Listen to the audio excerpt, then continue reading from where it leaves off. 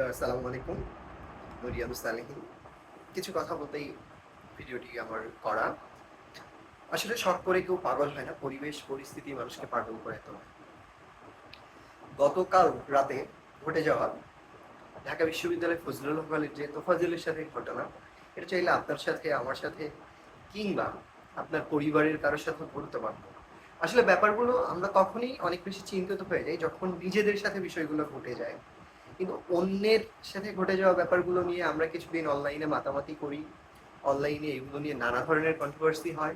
তারপরে দেখা যায় কিছুদিন পরেই চেঞ্জ হয়ে আরেকটা নতুন কোনো বিষয়বস্তু আমাদের সামনে হাজির হয়, যার কারণে পূর্ববর্তী বিষয়বস্তুকে আমরা ভুলে যাই।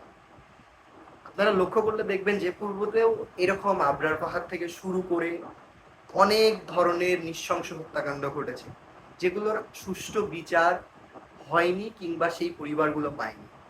যদি কোনো সুষ্ঠু বিচার কার্য সম্পাদন হতো তাহলে পরিবারগুলোও আশ্বস্ত থাকতো, এবং সে বিচার দেখে অন্তত আমরা বাংলাদেশের সাধারণ যারা মানুষ আছি তারা হয়তোবা নিজেদের মধ্যে একটা ভয় ভীতি নিয়ে যে কোনো কাজে আগ বাড়াইতাম।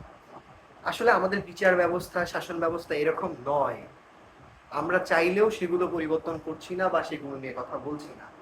আমরা শুধু অপেক্ষায় আছি কে করবে, কারা করবে, কিভাবে করবে। তা না করে আসুন আমরা প্রত্যেকেই প্রত্যেকের জায়গা থেকে সচেষ্ট হই, ন্যায় এবং সুষ্ঠু বিচার ব্যবস্থার জন্য জোচ্চার হই। তাই আপনাদের কাছে অনুরোধ, অনলাইনে খুব বেশি মাতামাতি না করে আপনারা প্রত্যেকেই প্রত্যেকের অবস্থান থেকে আপনারা প্রতিবাদ করুন, আওয়াজ তুলুন। আজকে হয়তোবা তোফাজ্জলের সাথে এটা হয়েছে, কালকে আপনি আমি হব না, এটার কোনো মানেই নেই। আমি কাউকে প্রয়োজনা দিচ্ছি না, কোনো প্রকার অরাজকতা চাচ্ছি না। সুষ্ঠু আন্দোলনের মাধ্যমে, সুষ্ঠু প্রতিবাদের মাধ্যমে দেশে ন্যায় বিচার প্রতিষ্ঠিত হোক, এটাই আমার চাওয়া। আসসালামু আলাইকুম।